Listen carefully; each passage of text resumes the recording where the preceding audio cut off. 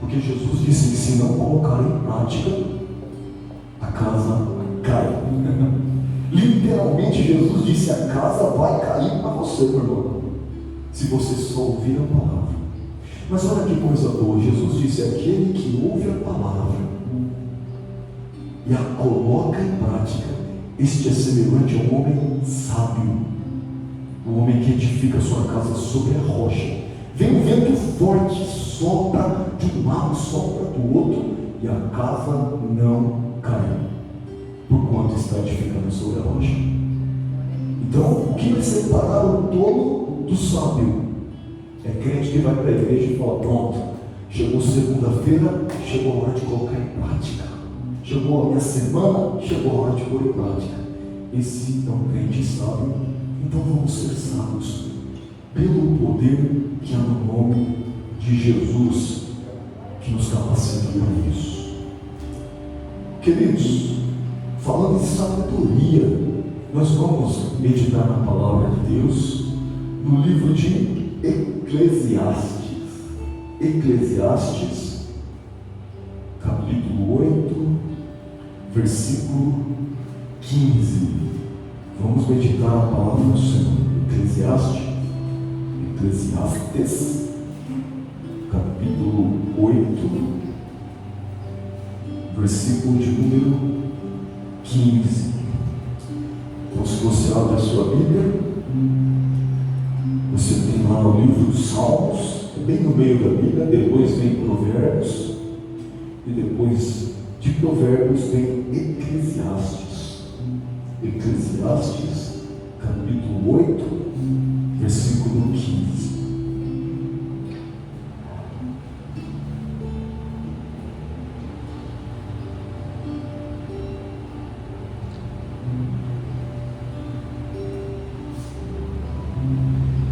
E diz assim a palavra do nosso Deus, em Eclesiastes 8, 15. Quem escreveu essas palavras foi o homem mais sábio de toda a terra.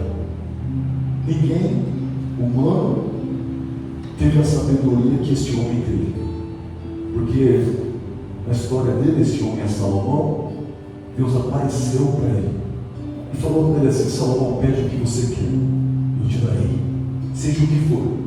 E Deus não explorou, Deus não sondou o coração de Salomão. Deus ficou esperando para ver, para descobrir o que Salomão ia pedir.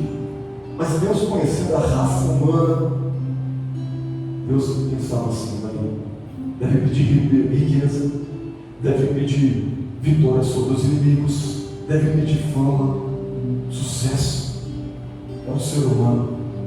Mas de repente o homem surpreendeu Deus, porque Deus se permitiu não observar o que ele pediria. E quando ele disse assim: Senhor, eu quero sabedoria. E Deus: sabedoria? Por quê?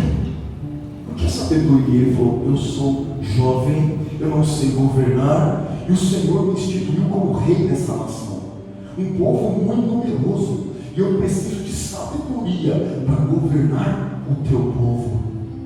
Olha só, irmãos, Deus apareceu para um homem e perguntou o que ele queria, e ele respondeu algo, ele pediu para Deus algo que era de acordo com a vontade de Deus. Ele pediu sabedoria para que ele pudesse cumprir o propósito de Deus, guiar as ovelhas de Israel. Você imagina se alegrou a Deus? Este homem alegrou a Deus com essa petição.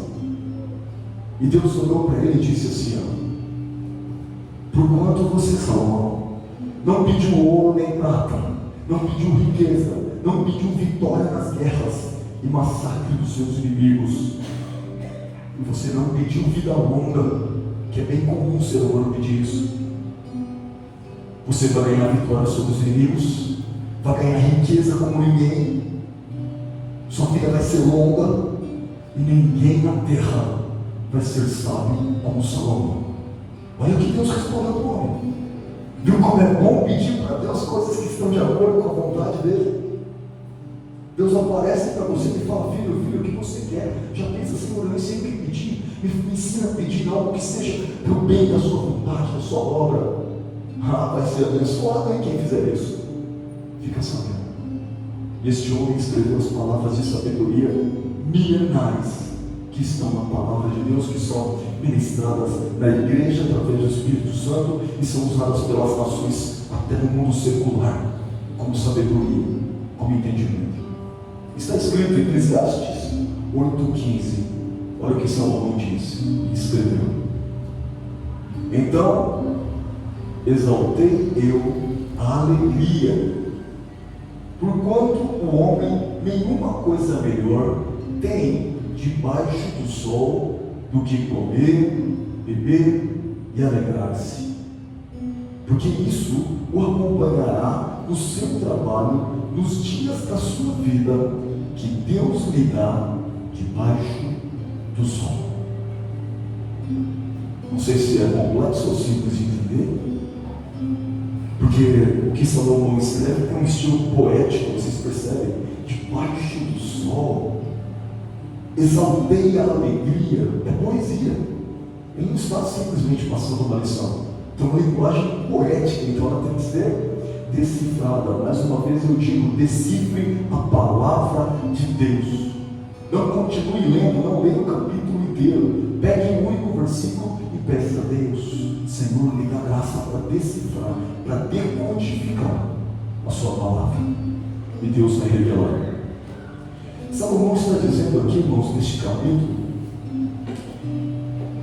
em que ele exalta a alegria, e significa exaltar, significa colocar acima de outras coisas, significa estabelecer como prioridade, como algo importante, ou até mais importante. Exaltar significa isso, colocar acima de outras coisas. Por que a gente canta aqui, te exaltarei ao Senhor? Porque a gente está pondo Deus acima de tudo. Exaltar significa, Deus, eu te coloco acima de algo, acima da minha vida, acima da família, acima dessa terra. Exaltado serei sobre a terra, Deus está dizendo, não é? E ele está dizendo assim, ó, eu, Salomão, exaltarei a alegria. Ou seja, ele está falando assim, pensa numa coisa, alegria é importante. Salomão não está falando sobre as coisas do céu, ele não está falando sobre a eternidade, ele está falando sobre terra, sobre a nossa vida aqui. Esse versículo fala sobre a vida aqui. E sobre a vida aqui ele disse, eu exaltei a alegria. Porquanto um homem nenhuma coisa melhor tem debaixo do sol. Agora vamos entender, se ele disse, nada há melhor debaixo do sol, então nós precisamos entender uma coisa. Se alguém chegar e perguntar para você, crente fiel, que lê a Bíblia e conhece a palavra, e a pessoa está ali numa situação que ela pergunta, sabe qual é o sentido da vida? Afinal de contas, o que essa vida importa? Eu nem sei o que é importante na vida. Você já pode responder de acordo com a palavra de Deus. Olha, aqui na vida, aqui na terra, você tem que pensar em momentos de alegria. Tem uma coisa que você tem que priorizar, é alegria. Mas tem que ser uma alegria verdadeira, não uma alegria falsa, que ela vem te dar um momento, uma êxtase, né? E depois ela te rouba alguma coisa. Isso é a alegria de Satanás, é mentira. Tem que ser uma alegria verdadeira, permanente, que fica na sua vida. E você começa a falar para a pessoa, essa alegria você só encontra em Jesus. Eu te falo, eu sinto essa alegria. E quando eu fico triste, eu passo por uma tristeza, por um problema, depois ele vem e me renova com a sua alegria de novo. É muito bom servir a Jesus. E olha só, de acordo com a palavra de sabedoria de Salomão, você pode pregar o Evangelho. Exaltei a alegria. E por quê? O que é alegria? Olha só como ele começou a colocar. Ele disse assim, não tem nada melhor nessa terra, não tem nada melhor nessa vida do que, olha só que interessante, comer não é para ser goloso não, hein? É só para comer. Comer, beber, também não é para ser beber não, é beber um pouquinho, água, suco. E se alegrar, e alegrar-se, olha só, ele caiu de novo na mesma palavra. Parece que comida e bebida envolve alegria, mas irmão, não é que é verdade? Claro que é verdade, nós estamos falando da palavra de Deus. Fazer festa é fazer alegria. Eu particularmente gosto de festa. E a festa não precisa ser um grande churrasco, onde a gente está ali todo mundo comendo, bebendo à vontade e se alegrando. Isso é maravilhoso, mas nem precisa.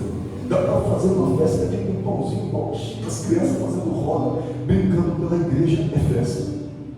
Eu gosto de festa por causa disso, eu sinto alegria. E Salomão falou assim, ó, se você não sabe o que vale a pena, olha só, o que vale a pena, o que há de melhor nessa vida, a Bíblia diz, faz festa, onde tem comida, bebida e alegria. Olha, eu estou ensinando isso e nem parece que é a Bíblia não. Você vai entender a palavra de Deus. Porque o homem que escreveu isso é o homem mais sábio. A sabedoria dele não é humana, veio do céu. O Espírito Santo que deu. E ele disse isso. Debaixo do sol significa na terra. Nós estamos recebendo a luz solar, a incidência de luz solar que mantém vida na terra. Então nós estamos debaixo do sol. E ele mencionou essas três coisas: comer, beber e alegrar-se, porque isso acompanhará no seu trabalho os dias da sua vida que Deus lhe dá. Para poder comer, precisa trabalhar, tem que ter trabalhado muito, senão como é que faz a compra lá? Com as coisas caras como estão. Para poder beber, tem que trabalhar. Para poder fazer uma festa, tem que ter dinheiro, tem que trabalhar, né? E parece que quando a gente trabalha pesado aquele mês, se sacrifica, e de repente você vai lá no mercado e compra aquelas coisas, puxa, comprei aqui uma carninha, um franguinho, e você vai comer aquilo, você está comendo o fruto do seu trabalho. E agora o que Salomão está dizendo é, a alegria que o ser humano sente por comer do fruto do seu trabalho, quando você sente isso, ele, o homem sábio da terra, ele diz assim, esse é o melhor que você vai conseguir extrair dessa vida. Não tem nada melhor do que isso. E se eu buscar alguma coisa acima disso? Tropeçou na maionese. Porque a Bíblia diz, olha só, que a alegria é exaltada. O que você tem que pôr acima aqui nessa terra é a alegria. E a alegria envolve festa com a família, com os amigos, com os irmãos, onde você come, bebe e se alegra. Coloca isso acima como prioridade, seja feliz. Nós que somos cristãos e servimos a Deus, a gente não provoca escândalo. A gente não vai fazer uma festa onde a gente come a festa, esconde o raio e passa a mão. Senão isso seria um pecado. Também não vamos sair bebendo, enche a cara todo mundo e cai bêbado no chão. Aí nós escandalizamos. Não é disso que a Bíblia está falando, mas ela está falando sobre a alegria. E a alegria, o conselho da palavra de Deus, é que se a gente quiser buscar alguma coisa aqui na vida, irmãos, nessa vida aqui, que é tão curta, busca isso. Momentos de alegria. Você não vai ter nada melhor do que isso. Se você tiver dinheiro, você pode fazer uma viagem e tal. Mas olha, tem um monte de gente com muita grana viajando e é só tristeza.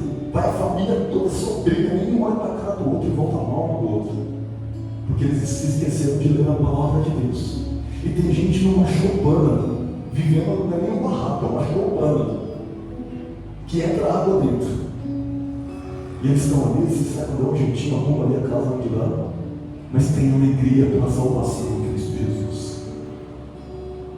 Por isso que Salomão observou, ele tendo dinheiro, ele tendo riquezas, ele vendo, observando o pobre, ele percebeu, ele falou, nessa vida, a alegria que vale a pena, a alegria de momentos.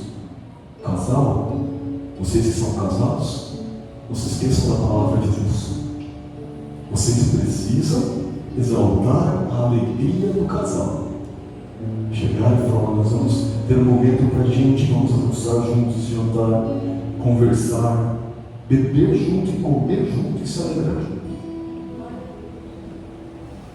Solteiros têm os seus irmãos, têm os seus pais, têm os seus amigos, tem a hora de falar, eu preciso ter essa alegria. eu quero estar perto dos meus pais, como também os tenho, mesmo os casados, todos nós.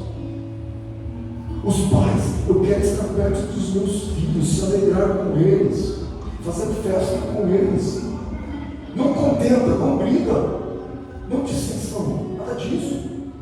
Mas a família unida, olha que alegria. Tem dinheiro, compra um churrasco. Não tem dinheiro, pãozinho com manteiga, dá glória a Deus. Mas faz festa, come, bebe, se alegra. Porque se fizer isso, está vivendo a sabedoria de Eclesiastes, está vivendo a sabedoria de Salomão. Esta é a palavra de Deus e a revelação para vocês que estão pensando assim: o que será que eu faço da minha vida? 2026 está chegando, 2025 está acabando, é tanta coisa, tantos projetos, tantos planos. Não esqueça disso. Faça seus planos, faça projeto, seja até ambicioso em avançar, em crescer, faça isso, não tem problema nenhum. Mas não se esqueça de exaltar a alegria. Você só vai ter uma coisa boa nessa terra: momentos felizes com as pessoas que você ama. Não se esqueça disso. Esta é a mensagem que está neste versículo. Mas irmão, Salomão chegou nessa conclusão por uma razão. Ele estava dizendo assim, que o justo, ele começou a falar sobre isso muitas vezes no texto, nos textos que estão em Eclesiastes, que ele via o justo prosperando, ele via a prosperidade do justo, ele via a prosperidade do ímpio, ele via o sofrimento do justo. Isso é uma coisa que ele ficava indignado com a vida. Ele olhava e falava assim: essa vida aqui na terra não vale a pena. Não vale. Eu estou vendo pessoas boas sofrendo. Eu estou vendo gente ruim se dando bem, prosperando. E ele ficava mal por isso. Assim como Jó também. Ele falava isso: então, meu Deus do céu, como é que eu posso ser fiel, estar vivendo essa lástima, essa miséria? E agora tem outro que nem serve a Deus, um blasfemador ali, e ele está enriquecendo, está se dando bem. Mas quem observa assim, na verdade, até Salomão, até Jó, não está tendo a sabedoria. Porque quando ele olha para isso, ele não está considerando o tempo. O ímpio pode prosperar, mas igual um palito de fósforo que acende e já apaga. Mas o que Deus tem para mim e para você é eternidade. É para todo sempre. E se o justo sofre e é fiel nas suas aflições, ele será recompensado. Então nós não podemos ficar indignados. Pelo contrário, nós temos que se alegrar no sofrimento. E quando a gente vê o ímpio prosperando, a gente só espera. Se não se converter, a eternidade dele é no inferno. Mas a minha é em paz, é no céu, é na glória. Então a gente começa a ter mais sabedoria até no nosso sentido. O que vale a pena aqui na terra? Momentos felizes. Só que tem um detalhe, irmãos. Eu preciso falar uma coisa para vocês. Tem muita gente que acatou tão bem esse texto que ele se esqueceu de pensar na outra vida. Então ele fala assim: não estou nem para nada, comer, beber e alegrar-se. A vida aqui, Salomão já disse, eu já ouvi várias pessoas falando assim: a vida aqui, Alexandre, não fica nervoso, está muito estressado, seu cabelo está caindo, está careca. Para que isso? Aqui na vida, meu irmão, vai ler a Bíblia, pastor. É comer, beber e alegrar-se. E é verdade mesmo. Não vale a pena esse estresse não. Só que na mesma hora eu falo, só que aqui está falando debaixo do sol. E eu preciso falar para você que esse debaixo do sol que está escrito aqui é temporário. Porque o sol vai deixar de existir. O sol não vai existir para sempre. Ele vai ser aniquilado, ele vai parar. Então aqui está falando sobre algo temporário. Eu quero falar para vocês sobre coisas eternas. Aqui na terra você já aprendeu o que é mais importante. Agora você precisa aprender aqui na terra o que eu faço para chegar no céu. O que eu faço para atravessar a dimensão depois de viver uma vida boa aqui, comendo, bebendo, se alegrando, adorando a Deus, vivendo, me afastando do pecado, vivendo com Cristo, fazendo a sua obra, cumprindo a sua vontade, vivendo em comunhão com Deus, adorando, amando, falando o nome de Jesus, exalando Cristo na minha vida, sendo sal na terra, sendo luz no mundo, cumprindo a vontade, sendo discípulo, sendo apóstolo. Isso é vida. E depois de tudo isso, precisa pensar lá no céu. Como é que vai ser? Como é que vai ser a eternidade? Eu quero compartilhar com vocês algumas imagens deste culto de Santa Ceia. Por favor, não se aterrorize. Eu sei que o nosso irmão Daniel, nosso irmão Tiago e a nossa irmã Valentina e a nossa irmã Mona Lisa não vão se aterrorizar, porque eles já viram isso aqui. Na hora de batizar e na hora de fazer o discipulado para batismo, uma criança de 12 anos, adolescente de 12 anos, teve que ver essas imagens. É aqui, ó, com Deus não se brinca, queridos. Porque senão, eu vou chegar na glória e o Senhor vai falar assim: ó, você não cumpriu a minha vontade, então eu preciso fazer. O discipulado para batismo foi ensinado sobre não pensar só nessa vida, sobre morte. Eu falei com ele: você vai batizar, é um sepultamento, vai entrar nas águas, vai parar de respirar, e quando voltar vai nascer de novo, um novo homem, uma nova mulher, nascido da morte para a vida. E agora vocês precisam saber que o sepultamento é para a ressurreição, e a ressurreição é para a vida eterna.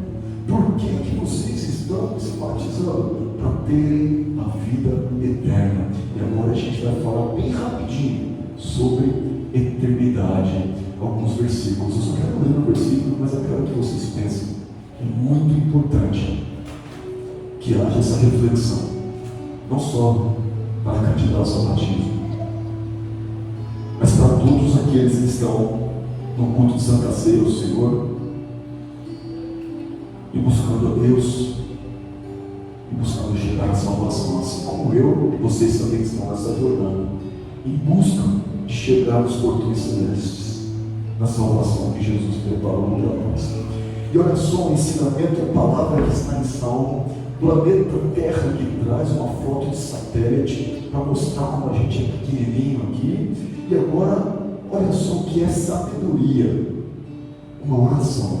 Ensina-nos a contar os nossos dias de tal maneira que alcancemos corações sábios. Salmo 90, 12. Nós estamos falando sobre sabedoria hoje. E para ter um coração sábio, é necessário contar os nossos dias. Quantos dias você já tem? Quantos dias me restam? Você refletir sobre a vida e sobre a morte vai trazer-te um coração sábio. Nossa, irmão, mas se eu ficar pensando em morte, eu não estou com depressão? Não. Você está seguindo a palavra de Deus. Não é ficar pensando e me livrando com morte o tempo todo, mas é ter a sabedoria de saber: ó, meu tempo aqui é limitado, eu preciso cuidar dele, eu preciso zelar pelo meu tempo, enquanto eu ainda tenho vida aqui. Eu estou no planeta onde tem 8 bilhões de pessoas, e todos os dias estão morrendo centenas de milhares de pessoas e nascendo centenas de milhares, e nós estamos nesse meio próximo. Olha só o que está mostrando aqui. Cadê o versículo? Mais um para frente. Porquanto todo ser humano é como a erva, e toda a sua glória como a flor da relva. A relva murcha e cai a sua flor.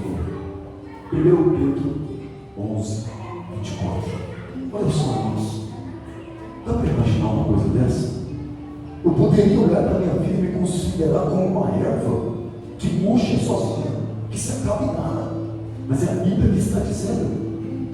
Hoje nós estamos bem, o pastor está ali pregando, trabalhando, fazendo um monte de coisa. Daqui a pouco está ali o médico falando, um monitorzinho ali que nós já vimos várias vezes. Do jeito que está mostrando o coração batendo aqui, não passa dessa semana não.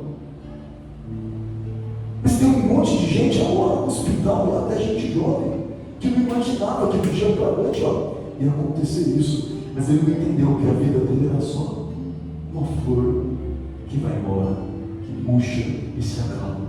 Tantos planos e agora está aqui. Então Então a gente precisa parar e analisar. Meu Deus do céu, agora começa esse negócio a ficar estreito.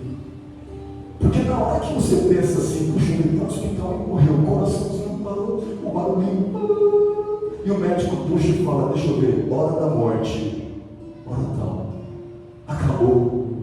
Não acabou. Aí que está o negócio, é só o começo.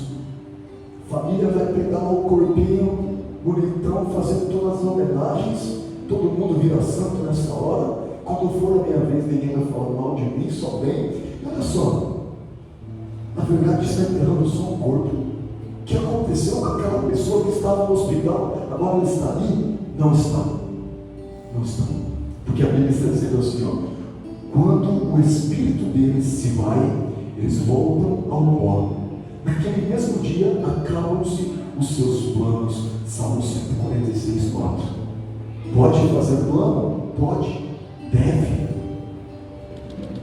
Mas se não esquecer que isso aqui a qualquer momento não está sendo sábio, está sendo tolo. Isso aqui é a qualquer momento. E os planos? Já era, não tem mais plano. Acabou. Mas isso aqui vale para jovem de 20 anos? Tá. Os planos vão embora. Não tem mais. Estava cheio de planos. São as frases de velório. Tinha tantos planos. Já era. Mas olha só o que a Bíblia diz: o Espírito se vai. O Espírito se vai. O Espírito volta a Deus que o deu, e o pó volta à terra que o deu. A gente volta ao que era. Nós fomos tirados da terra, volta para a terra. O Espírito veio de Deus, volta para Deus. Não é? E agora acontece um mistério aqui, ó. Mateus 24, 31.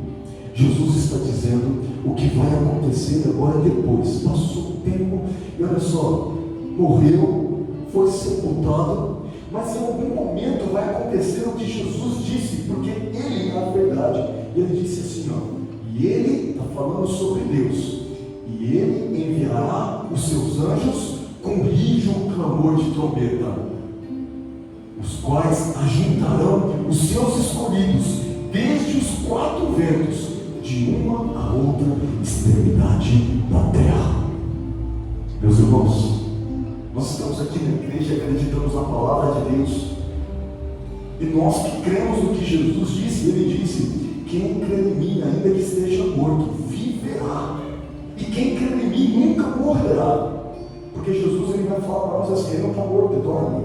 Ela não está morta, ela dorme. É muito diferente de morrer. Vai ter um momento em que vai haver uma ordem e o anjo já está com a trombeta na mão. Agora, neste culto, às 7h30, o anjo já está com a trombeta. Ele está esperando, ele está assim diante de Deus. Toca ou não toca? Está aguardando. E vai ter um momento em que Deus vai falar assim, ó, toca a trombeta. E quando tocar, ele vai juntar os seus escolhidos, o seu povo, dos 4 ventos. E eles estarão sepultos. Nós vamos ver os anjos dessa maneira, assim, ó, gigante à nossa frente, com todo o cuidado que eles têm, servindo a gente. Coisa maravilhosa. Você vai entender o amor de Deus, pelo cuidado que esses anjos vão te transportar. Olha só que coisa tremenda que está acontecendo aqui. Mas o que vai acontecer com aqueles que brincaram com Deus? Coisa terrível é brincar com Deus. Coisa terrível é brincar com o Santo de Israel. Sabe por quê?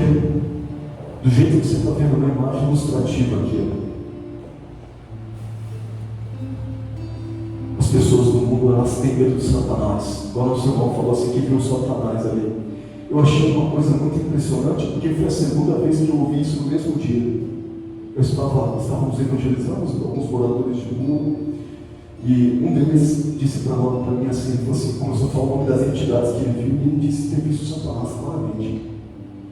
E quando ele começou a contar para mim, eu falei assim, você só disse assim, o sangue de Jesus tem poder, seja lavado pelo sangue de Cristo e coloca as entidades debaixo dos seus pés. Ensinei a ele como ser crente fiel e resistir ao diabo, porque ele vai fugir. Mas isso não mete a Deus, senão ele não foge. Mas olha só, irmãos, depois que a alma sai do corpo e o espírito volta a Deus que o deu, algumas pessoas vão ter os anjos de Deus ajuntando em cada parte desse planeta, e outras vai estar acontecendo isso.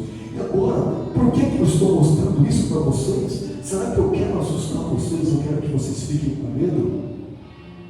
A resposta é sim, eu quero. Eu quero que vocês fiquem com medo. Mas por que isso? Porque Jesus, Ele quer isso. Olha só o que Jesus disse em Mateus 10, 28, sobre medo, sobre temor. Ele disse assim, não tenham medo dos que querem matar o corpo, eles não podem tocar na alma. Temam somente a Deus, que depois de destruir no inferno, aliás, que pode destruir no inferno tanto a alma quanto o corpo. Por que eu devo ter medo de Deus?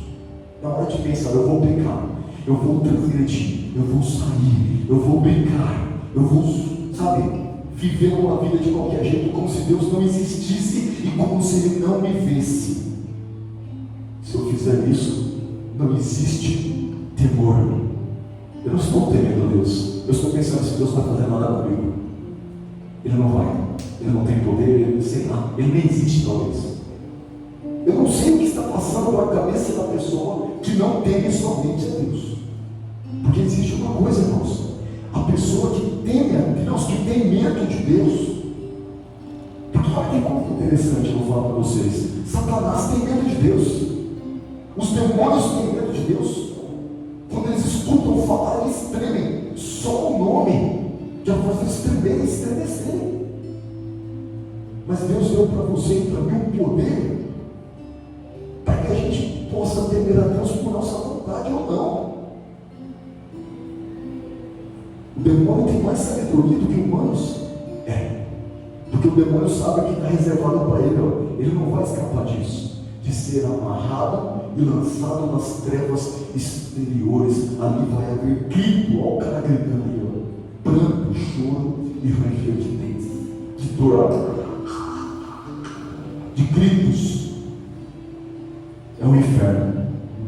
E Jesus ensinou assim, quando você pensar sobre a sua vida aqui na terra, pensa também sobre a sua vida no céu. E quando você pensar sobre a sua vida no céu, tema a Deus, porque o poder dele é de lançar a alma e o corpo no inferno. Próximo slide.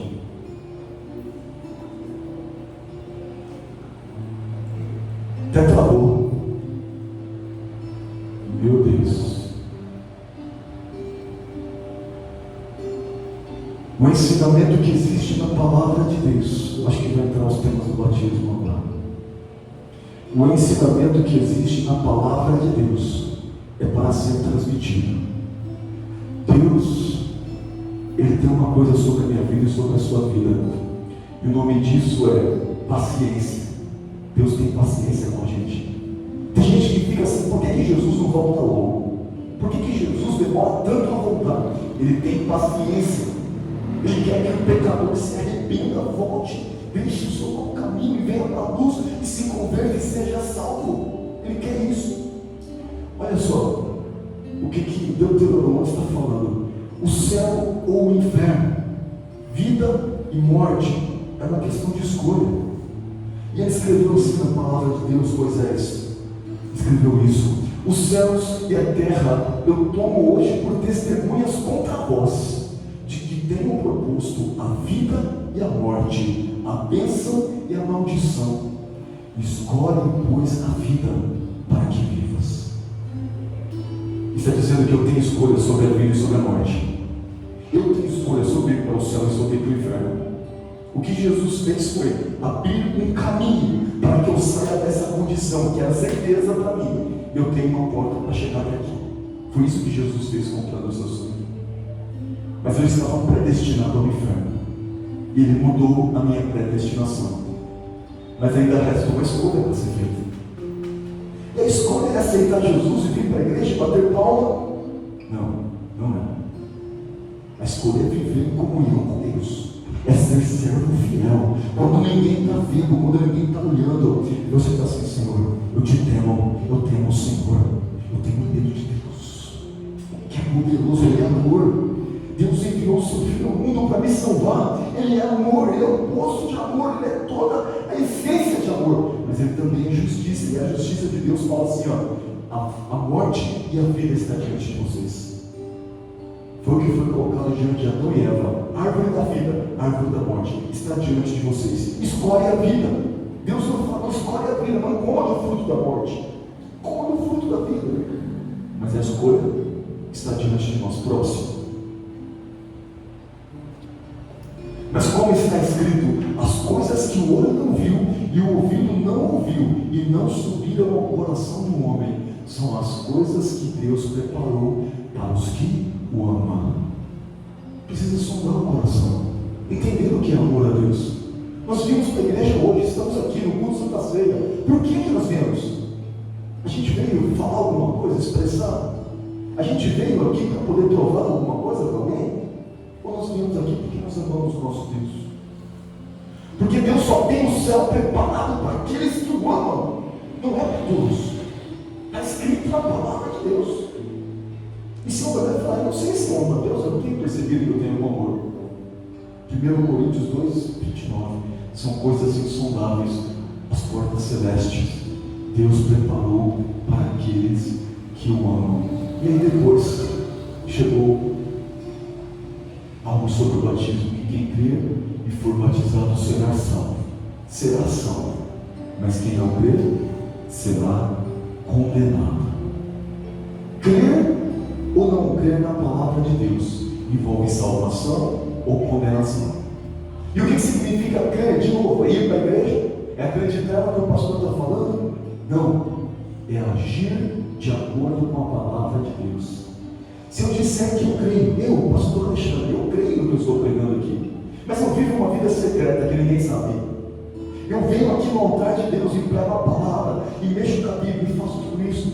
Eu sou visto por Deus como um ateu, um ateísta, que não acredita nem na existência de Deus. Serei condenado se eu fizer isso. Está escrito na palavra de Deus. Eu preciso crer que Deus existe, que Ele recompensa, que Ele salva, mas que Ele também condena. Queridos, hoje é noite de plano de salvação. Nós cantamos que Jesus fez um plano perfeito, um plano para salvar. Já te salvou, já me salvou. Nós precisamos permanecer fiéis. Nós precisamos olhar o que é importante nessa vida, que é apenas comer, beber e alegrar-se. Nós precisamos começar a ter foco nos céus, que é o futuro próximo. Se alguém viver muito aqui, vai viver 80 anos. A Bíblia diz que é 70 a idade. Mas se for forte mesmo, chega aos 80. Mas se chegar a 80, viveu 10 só de canseira. Já acabou a alegria do comer, beber e alegrar-se, já era. É a Bíblia que diz. Então, soprinho, já passou, foi. É hora de pensar nos céus. É hora de pensar na eternidade. É hora de pensar na vida. Não briguem com Deus. Não briguem com o pecado.